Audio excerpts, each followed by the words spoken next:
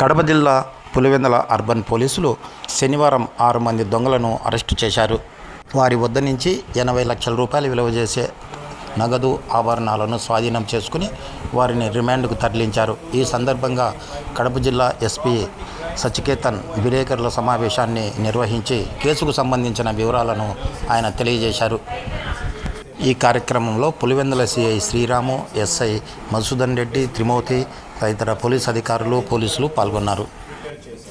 Property offenders ఇదంతా digitally mapping చేయడం జరిగింది. ప్రాపర్టీ అఫెండర్స్ గురించి ఆల్ సబ్ డివిజన్ లెవెల్లో అండ్ జిల్లా లెవెల్లో ఆల్ ఆఫీసర్స్ మీటింగ్ పెట్టి ఈవెన్ సిసిఎస్ యూనిట్ ఒక స్ట్రెంథన్ చేయడం జరిగింది.